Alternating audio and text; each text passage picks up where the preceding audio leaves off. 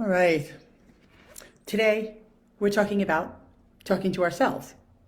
And this is kind of funny because clearly I'm talking to a computer, which means I'm basically talking to myself.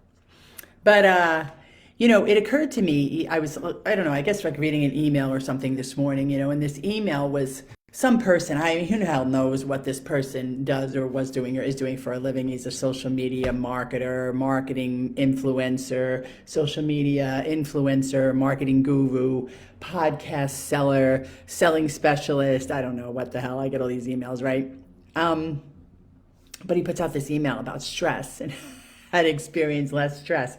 And everybody I know that's like on these how to experience less stress, first of all, they don't do stress relief for a living. And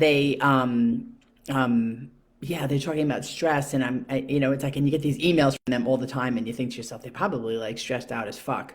And I said to myself, like, who's this person talking to? I mean, are they really talking to me? Because I actually live pretty stress free.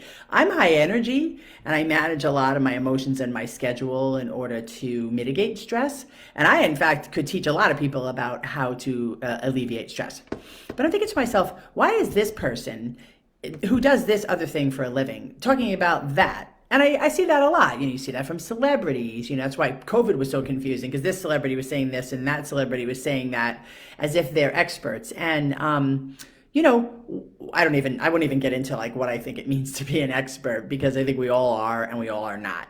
I'm an expert on what I know and what I want to apply to me, and I'm never an expert on you. But I'm an expert maybe in a couple of things that I've studied, or I have a bit more knowledge, let's just say, right? Because I don't even know what expert means anymore. I think I just repeated myself.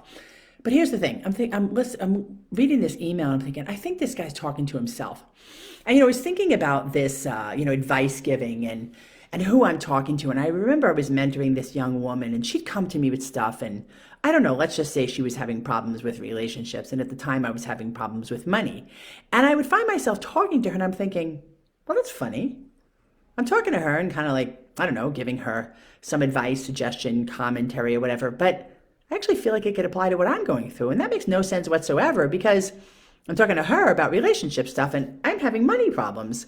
And what I realized is that if I'm speaking in generalities based in principles, right, and the guidance is not about what you should do, but it's about experience and it's about emotion and it's about feelings, and I'm using my brain and my logic to parse through my emotional experiences and then share that with another human being, well, that transcends subject. It really doesn't matter if I'm talking about money or men or mortgages or family stuff. It can apply because it is generalized. And I had this friend in high school, beautiful, I mean, like unbelievably beautiful. And I'd go over to her house on the way to the work and she also had the best weed, right? And we'd sit and we'd smoke, and she'd come out with this stuff that was like, man, she's brilliant, she just has like the best advice. And meanwhile, I go out with her, she'd drink Blackberry Brandy and like throw up in the back of my car. She was always like meeting guys and like stumbling all over the place or going home with everybody. And had been in an awful car accident as a result of getting drunk. There was so many problems that she had in her life, but she had the best advice. So it's that thing, do as I say, not as I do. I remember my mother telling me that at the time. And I'm like, what is this? What is it with this girl? Because she says great stuff, but her life is a mess. And we don't understand that about people because, it's really easy for me to sound really good, but you have no fucking idea what my life is all about. You have no idea if I actually live everything I'm saying. You have no idea who I am. And that's a great thing. Maybe it's not so great because maybe like if I had some sort of like insurance policy that's like, oh, here's the outline of who I am. And so if you hire me as a coach, this is what you're getting. Besides the fact that, let's be clear, that coaching as a profession is a bit personal and even ambiguous, right? And so the best coaches aren't necessarily, just like any other vocation, or I should say the most, whatever coaches or any vocation making the most amount of money aren't necessarily the best at coaching. They may be the best at selling coaching, right? So that's a different thing entirely. But in effect, anything anybody's saying to you is like kind of hearsay. And I'm really talking to myself because you have no idea what in fact I'm doing or not doing, unless you know me, right? And then if you know me, I am who I say I am, and there's no mystery here, and it's pretty much like, that's the way it is. But it just reminded me about how much when I'm talking to people, I'm talking to myself. How much when this girl would give me advice, I was like, she's talking to herself.